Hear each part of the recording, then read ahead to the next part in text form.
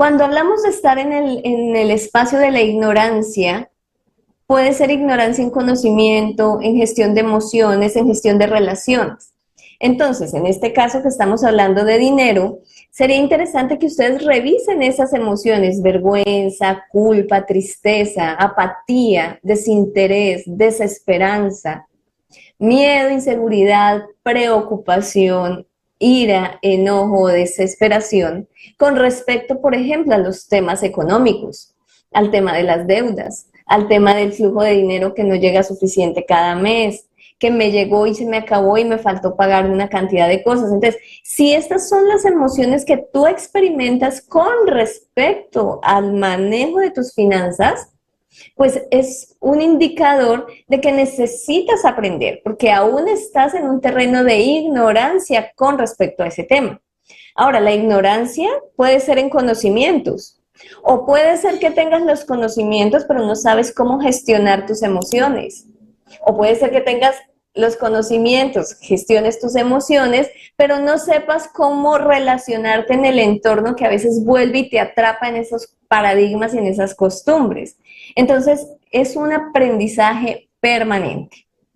Luego tenemos el terreno de la neutralidad. La neutralidad, por lo general, estamos tranquilos, estamos como que no hay estas emociones de frustración, estas emociones de ignorancia, pero tampoco estoy en ese sitio que yo diga, uy, qué nota, ya lo logré, esta es la vida que quiero vivir. No, como que ahí estoy, como que se me empieza a despertar el coraje de decir, yo puedo, yo quiero más, pero estoy ahí, ¿qué tengo que hacer para avanzar?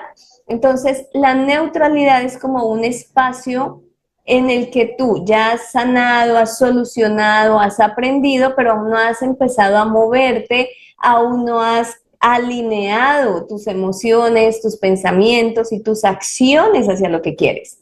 Y finalmente, el último espacio es la de la sabiduría, y la sabiduría tiene varias emociones. Estas emociones son emociones de aceptación, donde encuentras razones que te dan paz para las situaciones que vas viviendo, donde ves las situaciones desde el amor. Y estoy hablando del dinero, por ejemplo.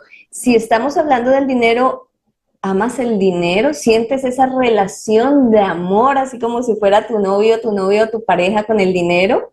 Porque las relaciones son eso. Entonces, esa relación que yo tengo con el dinero también evidencia cómo se va a comportar el dinero en mi vida.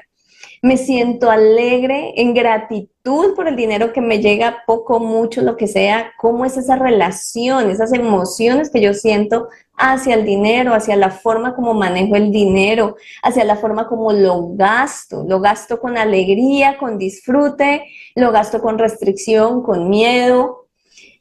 La sabiduría también siempre nos dará paz y bueno, hablamos de la iluminación como el último paso, como la última emoción relacionada con cualquier proceso de conocimiento. Entender que estamos en un ciclo, estamos en un aprendizaje permanente, es como un videojuego. Empezamos por el nivel 1, que es la ignorancia, y vamos avanzando mucho o poco, a velocidad de tren bala o a velocidad de burrito, pero vamos avanzando. Eso también necesitamos reconocerlo y también necesitamos aceptar eso. Entonces, la primera pregunta para que ustedes allá en su hojita, o si quieren compartirlo por el chat, nos cuenten con relación a las finanzas, ¿en qué paso están? ¿Están en ignorancia, en neutralidad, en sabiduría? ¿Dónde se sintieron más? A veces podemos estar unos ratos en ignorancia y otros en neutralidad. Entonces, pregúntate cuáles son las emociones más frecuentes en tu cotidianidad con respecto a todo lo que tiene que ver con el dinero. Y ahí podrás encontrar si estás en cuál de estos tres estados te encuentras. Ahora, una vez que tenemos claro, ok, estamos en neutralidad, me dicen varias personas. Una vez que tengo claro en cuál cajita estoy, si estoy en ignorancia, en neutralidad o en sabiduría, ¿qué queremos hacer? Pues avanzar, salir, ¿cierto? Subir, aprender, Y aquí viene segundo punto, ¿cómo aprendemos los seres humanos? Porque siempre, y eso lo vemos en todas las áreas, siempre es muy importante tener un diagnóstico. ¿Ok? Entonces, ¿en dónde estoy? Bueno, acá nos dicen, unas veces estoy en ignorancia, otras veces en neutralidad, a veces en sabiduría. Entonces, vamos haciendo todo el paso y es muy importante que tengamos claro en cuál estamos o en cuál estamos mal. Si, por ejemplo, logramos salir de ignorancia a neutralidad, pero estamos más tiempo en ignorancia, quiere decir que estamos creciendo, avanzando, pero aún no estamos listos. Entonces, aquí viene un tema súper importante y es cómo aprendemos. ¿Por qué? Porque ahí está la clave de todo lo que vamos a hablar hoy. Lo primero que necesitamos saber es que nuestro cerebro está cableado. Allá nuestro cerebro tiene una cantidad de cables que están dados, pues no son cables como los que conocemos, son neuronas que se unen entre ellas y hacen algo que se llama la sinapsis cerebral, que son como esos punticos azules que ustedes ven entre estos nodos, y por ahí es que viaja la información. ¿Por qué esto es tan importante de explicárselo? Porque la información, por lo general, tiene dos destinos. Destino número uno, se une a un nodo que ya existe, o sea, a un grupo de información que ya estaba. Como decir, en el computador se metió en una carpetica específica. O dos, crea una nueva conexión, abre una nueva carpeta. Esas son los dos caminos que por lo general tiene la nueva información en nuestra mente. Y eso es a lo que nosotros llamamos creencias, a esos, a esos nodos de información que nos van definiendo los aprendizajes, los conocimientos, y me refiero a aprendizajes y conocimientos no solamente desde lo intelectual, sino de las emociones, desde las percepciones, desde los sentidos, y así se crea algo que llamamos la mente. Y hablamos de mente subconsciente en este caso, porque la velocidad con que se conecta esa información, la velocidad con que esa información se acomoda en estos nodos o en estas carpetas es muy rápida. La mente consciente no alcanza a procesarla. Entonces, toda esa red neuronal, toda esa cantidad de neuronas que son las que promueven el aprendizaje, que es lo que llamamos mente subconsciente y es lo que vemos allí en rojo. Y la mente consciente es lo que está ahí en negro. Y muchísimas veces nosotros nos gastamos cantidad de tiempo buscando explicaciones, buscando entender, buscar la lógica, que eso es lo que hace la mente consciente. Y miren el espacio tan pequeñito que tiene la mente consciente. En la mente consciente están situaciones como, por ejemplo, voy a ahorrar. Y luego en la mente subconsciente están las decisiones que terminó el mes y no ahorré. Digo, ay, ¿qué pasó? Yo dije que iba a ahorrar con tu mente consciente. Con tu mente subconsciente, allá en esa red, en ese cableado, hay otra cosa. Entonces, ese cableado es la clave. Porque cuando ese cableado está desordenado o está desactualizado, entonces hablamos de creencias limitantes. Un ejemplo de un cableado desordenado.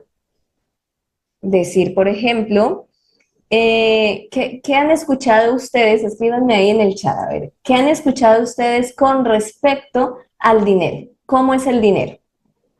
¿Qué escucharon ustedes en su familia, en su casa, en el lugar donde viven? ¿Qué el dinero qué es o cómo es? Porque, por ejemplo, en mi caso, yo me acuerdo que a mí me decían mucho, mijita, es que el dinero no crece en los árboles. O me decían, mijita, es que usted qué cree que yo tengo una máquina de hacer plata. Ahí empecé a tener creencias de escasez. Uy, si el dinero no crece en los árboles, o sea, no siempre está disponible. Uy, hay que cuidarlo porque pronto se acaba. ¿Qué es la causa de todos los males? Mira, que el dinero no crece en los árboles, que es necesario para vivir, que todo era caro. que es más fácil conseguirlo que administrarlo. Entonces, todo eso que escuchamos, que no nos debemos endeudar porque después ¿cómo se va a pagar? Todas esas cosas que escuchamos pueden ser desórdenes de nuestro cableado mental. ¿Por qué? Fijémonos, por ejemplo, si tenemos aquí esta creencia, todo está caro. ¿Cómo es mi relación con el dinero? ¿Cómo va a ser mi relación para invertir, para gastar, para que se mantenga el flujo del dinero en equilibrio? Pues seguramente va a ser medio arrugado, como medio angustioso. No voy a estar con total confianza, tal vez va a aparecer la indecisión y ahí ya empiezan a haber problemas con mi relación con el dinero y con el flujo del dinero. Que toca ahorrar todo porque no hay plata. Entonces, por ejemplo, si toca ahorrar porque me puedo quedar sin dinero, ahí tengo una sensación de escasez. Y si mi sensación es de escasez, o sea, aquí en mi mente, la sensación es de escasez, todo lo que hago va a ser escaso. Porque estamos hablando de aquí, un amigo dice, de la torre de control, ¿no? Del comando central. Ese es el que envía toda la información de nuestros comportamientos y nuestras acciones. Y si ahí hay miedo a que se acabe, a que no alcance, a que todo está caro, pues vamos a estar viviendo con miedo y vamos a tomar malas decisiones. ¿Por qué se crea ese desorden? ¿De dónde aparece ese desorden? Pues ustedes ya lo han escrito, porque lo escuchamos. Porque culturalmente crecimos en un ambiente donde tal vez el tema del dinero era desde escasez, desde falta de merecimiento, desde miedo. En la parte, a veces las personas también creen que el dinero daña a la gente.